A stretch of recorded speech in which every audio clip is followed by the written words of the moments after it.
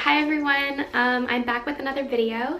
Today I'm going to be talking about questions that I've been getting about UC Riverside and my experience there, and just college tips I have.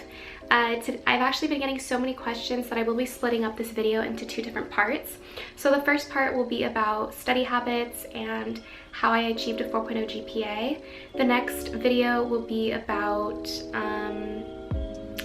extracurriculars, how to find labs, a little bit about Greek life as well. So I'm just going to dive right into it. The first topic I'm going to talk about is housing. So I think for any college freshman, I would say if you're able to, definitely try and get on-campus housing for your first year, because I think living on campus just adds a lot to your social experience. A lot of people get to find their roommate, live with their roommate, and they create good friendships with their hallmates or their roommate, and then they kind of have those friendships for the rest of their college years. I will also say that it's super convenient to be able to wake up and go to class, not have to worry about parking or traffic, anything like that. This is specific for UCR students, so freshmen have the opportunity to live in 4 different communities: Pentland, Lothian, AI, and Dundee, which is the new one. I lived in the dorms all 4 years of my college experience because I was a resident advisor. That is a job, it's called an RA, and you basically overlook residents in a building. So along with that, you get provided room and board, and so I was able to live in the dorms. I lived in Pentland for the first 3 years in college, and then I lived in Lothian my last year. I will say that Pentland is much more, it's pretty quiet, it's very spacious, it's a suite style, so it is not a traditional dorm, and you don't get to share your bathroom with a lot of people, and I really liked it. When I lived in Lothian, it was a different experience. I liked it as well. I think it's much more lively, more social, and it is a traditional dorm experience in the way that one room is after another and you share a bathroom, so it's a communal bathroom. So it's really up to the individual style of the person and preference, but I liked living in UCR dorms, and I would really recommend it for anyone who wants to go there. The next tip I have is going to relate to study habits and things that just helped me get a 4.0 in college, things that helped me academically. The first tip I have is kind of obvious, but it's to go to class. You're paying money, you're paying a lot of tuition to go to this school, so wherever you go to class. It sounds obvious, but I think a lot of people don't go to class just because it's not mandatory. But I would say going to class really helped me because it forced me to pay attention, which was essential, especially for me to get used to the quarter system in college, and I'll talk about that later. But going to class also builds discipline. It kind of forces you to have a type of structure in your life, and when you're living away from your parents for the first time and you can kind of dictate when you want to go to bed and get up, it builds some type of structure. Also, when you go to class, I would suggest that you be active in class, come prepared, having looked over the PowerPoint ahead of time, and pay attention and make sure you're productive. Along with that, I would say go to office hours. So office hours are when a professor or a TA will kind of say, hey, you can come to me with questions about the material, and I'm here to answer anything that you want to ask.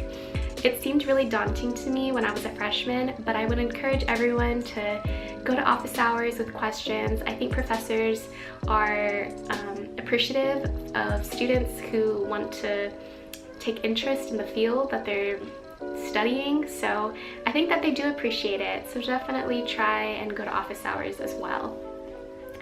On another note, I think another tip I have is to get to know your TAs.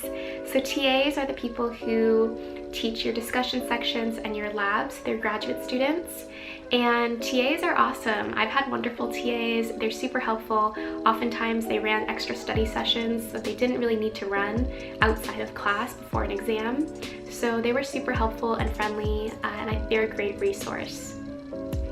So I talked about the quarter system, and I think going to class and going to office hours, all these things are important because you really have to get used to the fast pace of college.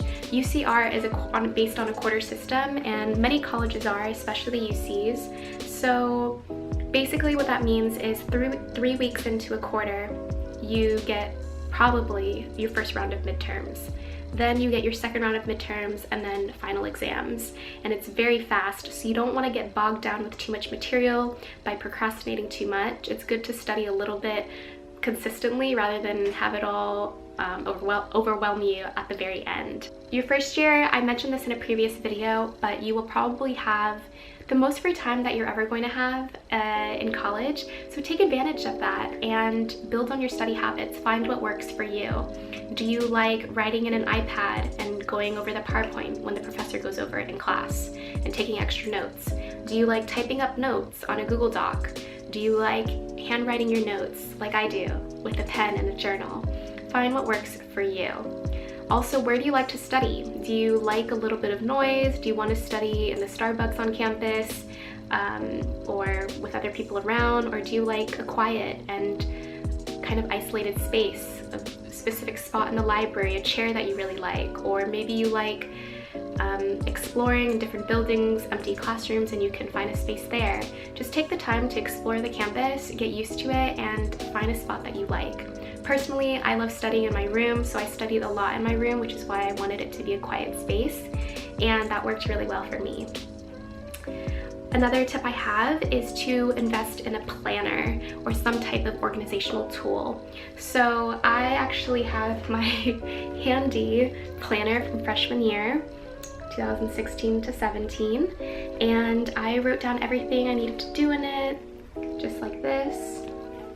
And this really helped me build a habit because it kept me organized, and when I got a lot busier in my later years in third and fourth year, I continued to use a planner, and it really helps me keep on track. And I would suggest that you start using Google Calendar or some type of organizational tool for you to be organized as well. The next tip I have is to utilize resources on campus. So for UCR students specifically, the Academic Resource Center. The Academic Resource Center is located on campus. It offers free tutoring and free supplemental instruction courses. So these are completely optional and completely free. So you can go in and learn from a student who has excelled in the class to teach you and give you tips for that specific class and professor.